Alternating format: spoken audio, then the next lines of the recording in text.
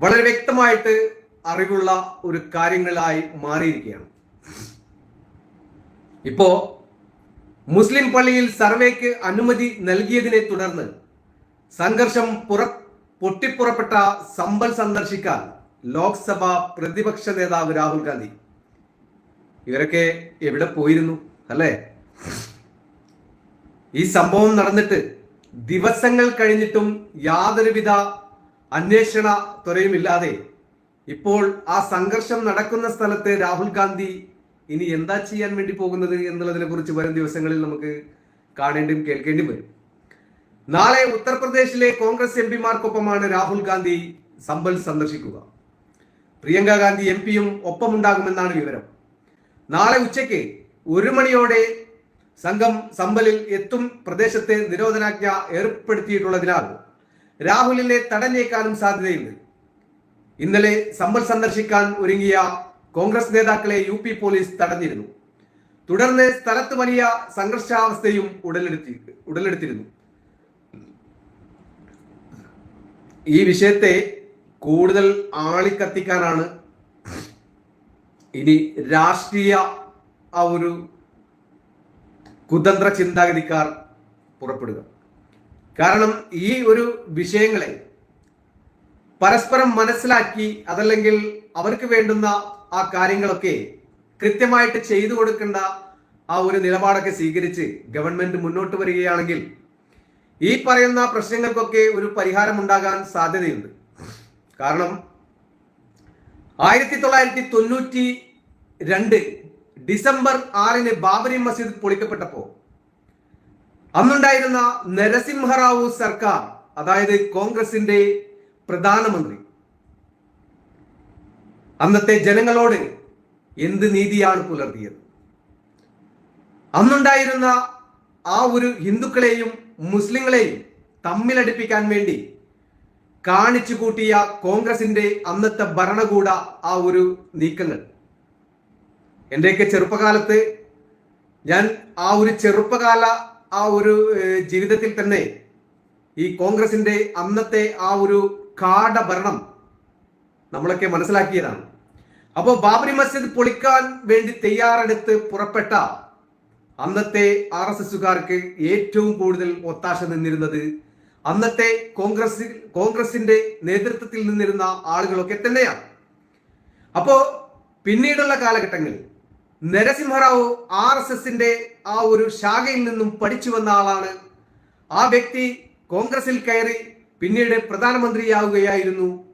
അതിനുശേഷം ഹിന്ദുക്കൾക്ക് വേണ്ടി ഏറ്റവും കൂടുതൽ ഒരുപാട് സാധ്യതകൾ ഉണ്ടാക്കിക്കൊടുത്തത് അന്ന് നരസിംഹറാവു ആയിരുന്നു, അത് RSSകാരനായിരുന്നു എന്നൊക്കെ പറഞ്ഞ് പ്രചരിപ്പിച്ച ഈ കാലഘട്ടത്തിന്റെ നേതാക്കൾ ഇനി ഈ സമ്പൽ വിഷയവും അതുപോലെ തന്നെ ബാബറി മസ്ജിദിന്റെ വിഷയവും അതുപോലെ തന്നെ നമ്മുടെ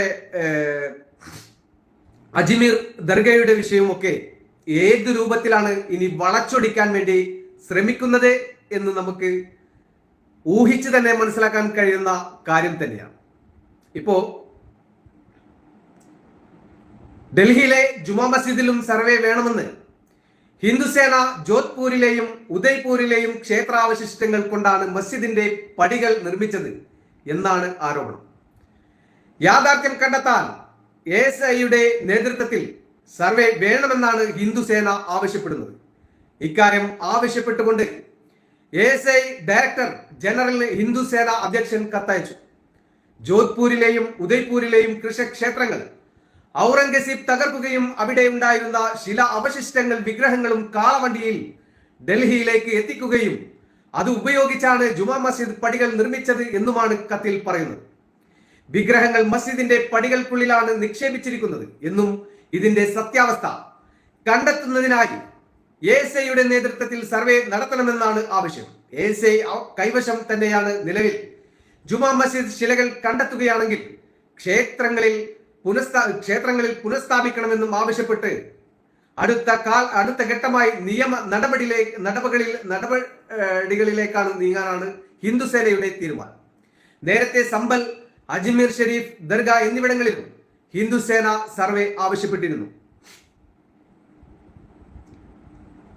ഇപ്പോ ഞാനൊരു മുസ്ലിം ആയതുകൊണ്ട് പറയാൻ പാടില്ല എന്നൊരിക്കലും പറയില്ല. പക്ഷേ പറയാൻ പാടുള്ളതായിട്ടുള്ള കാര്യങ്ങൾ, ഇന്ത്യയുടെ വളച്ചൊടിക്കപ്പെട്ട ചരിത്ര വിഷയങ്ങൾ, അതല്ലെങ്കിൽ മൂടിവെക്കപ്പെട്ട ചരിത്ര സത്യങ്ങൾ, അത് മറനീക്കി പുറത്തു വന്നിരിക്കുക തന്നെയാണ് ഈ ഒരു പള്ളികൾ കേന്ദ്രീകരിച്ച് വിഗ്രഹങ്ങൾ ആ ഒരു ഭിത്തികളിൽ, അതല്ലെങ്കിൽ അതിൻ്റെ ആ ഒരു നിർമ്മിത ആ ഒരു ഫൗണ്ടേഷനിലൊക്കെ വിഗ്രഹങ്ങളുടെ അവശിഷ്ടങ്ങൾ ഉണ്ട് എന്നുള്ളതിൻ്റെ സത്യസന്ധമായിട്ടുള്ള ഒരു വിശേഷങ്ങളിലേക്ക് ഞാൻ എൻ്റെ സുഹൃത്തുക്കളെ കൊണ്ടുപോവുകയാണ്. കാരണം ഇത് ചരിത്രമാണ്, ഇത് എൻ്റെതായിട്ടുള്ള സൃഷ്ടിയല്ല. ഇത് ആ കാലഘട്ടത്തിൽ ഇന്ന് ഹിന്ദുക്കൾ വാദിക്കുന്നതായിട്ടുള്ള ക്ഷേത്രങ്ങൾ തകർക്കപ്പെട്ട്, അതല്ലെങ്കിൽ തകർത്ത് അവിടെ മസ്ജിദ് പണിയുകയായിരുന്നു ആ കാലഘട്ടത്തിലെ രാജാവ് എന്ന് അവർ പറയുന്നുണ്ടെങ്കിൽ അതിൽ ചില സത്യങ്ങൾ ഉണ്ട് എന്ന് നമുക്ക് മനസ്സിലാക്കാൻ കഴിയും. പക്ഷേ രാജഭരണം എന്ന് പറഞ്ഞാൽ, രാജാക്കന്മാരുടെ ആ ഒരു രീതികൾ എന്ന് പറഞ്ഞാൽ, എക്കാലവും വെട്ടിപ്പിടിച്ചുകൊണ്ട് അവർ അവരുടേതായിട്ടുള്ള സാമ്രാജ്യം തന്നെ തീർക്കുകയാണ് പതിവ്. ഈ കാലഘട്ടത്തിൽ രാഷ്ട്രീയത്തിൽ നിന്നുകൊണ്ട് ഇന്ന് BJPയുടെ ആ ഒരു പ്രധാനമന്ത്രി എന്ന് പറഞ്ഞ നരേന്ദ്രമോദിയുടെ ആ ശക്തിയിൽ തന്നെയാണ് അതിന് പകരമായി ഇന്ന് മുസ്ലിം പള്ളികൾക്ക് നേരെ ആഞ്ഞടിക്കുന്ന ഇത്തരം തീവ്ര ചിന്താഗതികളും, അതല്ലെങ്കിൽ തീവ്ര സ്വഭാവമുള്ള ഈ ഒരു തീരുമാനങ്ങളും ഒക്കെ ഉണ്ടാകുന്നത്. അപ്പോ രാജഭരണത്തിൽ രാജാക്കന്മാരുടെ ആ ഒരു വെട്ടിപ്പിടിക്കൽ, അവർക്ക് ഇഷ്ടമായിട്ടുള്ള അതല്ലെങ്കിൽ ഇഷ്ടപ്പെട്ടതായിട്ടുള്ള ആ ഒരു ആരാധനാലയങ്ങളുമൊക്കെ നിർമ്മിക്കുകയും പലയിടങ്ങളിലായിട്ട് പള്ളികളും അതുപോലെ തന്നെ അമ്പലങ്ങളും ക്രിസ്ത്യൻ പള്ളികളും ഒക്കെ ആ കാലഘട്ടത്തിന് അനുയോജ്യമായിട്ടുള്ള രൂപത്തിൽ ഉണ്ടാക്കുകയും നിർമ്മിക്കുകയും ഒക്കെ ചെയ്തു കൊടുത്തു. കാരണം ഇത് അവർക്ക് വേണ്ടുന്നുള്ള ആ കാലഘട്ടത്തിന്റെ ഒരു വികസനം എന്നുള്ള രൂപത്തിലായിരുന്നു ആ ഒരു പൊളിക്കലും ആ ഭാഗത്ത് മറ്റൊരു ദിശകളിൽ ആ പൊളിക്കപ്പെട്ട അമ്പലമായാലും പള്ളിയായാലും മറ്റു ദിശകളിൽ അത് പുനഃസ്ഥാപിക്കുകയും ഒക്കെ ചെയ്തത്. ഇപ്പോ ഔറംഗസീബിന്റെ കാലഘട്ടത്തിലാണ് അമ്പലങ്ങൾ പൊളിച്ചത് എന്ന് പറയുന്നു. അതിൽ സത്യം ഇല്ല എന്ന് നമുക്കൊരിക്കലും പറയാൻ കഴിയില്ല. കാരണം ആലംഗീർ ഔറംഗസീബ് ബഹാദൂർ എന്നായിരുന്നു ഔറംഗസേബ് എന്ന ആ ഒരു രാജാവിന്റെ പേര്. ഇന്ത്യയിലെ മുഗൾ സാമ്രാജ്യത്തിന്റെ ചരിത്രത്തിലെ ഒരു പ്രധാന വ്യക്തിയായിരുന്നു. 1618 ഒക്ടോബർ 24 ജനിച്ച അദ്ദേഹം മുഗൾ രാജവംശത്തിനുള്ളിലെ പിന്തുടർച്ചാവകാശ പോരാട്ടങ്ങളുടെ പ്രക്ഷുബ്ധമായ കാലഘട്ടത്തിന് ശേഷം 1658 സിംഹാസനത്തിൽ കയറി 1658 മുതൽ 1707 വരെ ഏകദേശം അരനൂറ്റാണ്ടോളം നീണ്ടുനിന്ന ഔറംഗസീബിന്റെ ഭരണം അതിന്റെ ദൈർഘ്യത്താൽ അടയാളപ്പെടുത്തിയിരിക്കുന്നു. ഇന്ത്യൻ ചരിത്രത്തിലെ ഏറ്റവും കൂടുതൽ കാലം ഭരിച്ച രാജാക്കന്മാരിൽ ഒരാളായി അദ്ദേഹത്തെ മാറ്റുന്നു.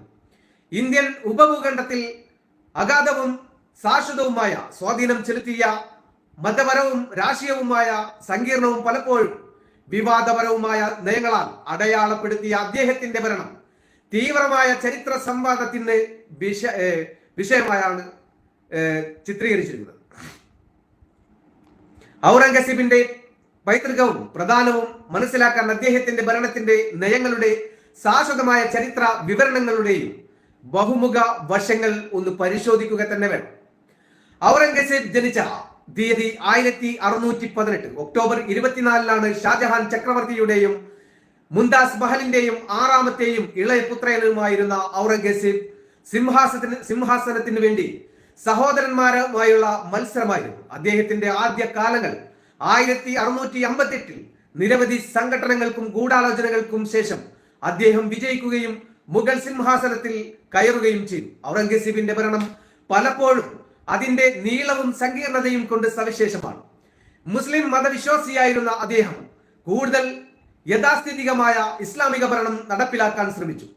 ഈ സമീപനം അദ്ദേഹത്തിന്റെ മുൻഗാമികളുടെ മതപരമായ സഹിഷ്ണുതയിൽ നിന്നുള്ള വ്യതിചലനത്തെ അടയാളപ്പെടുത്തി.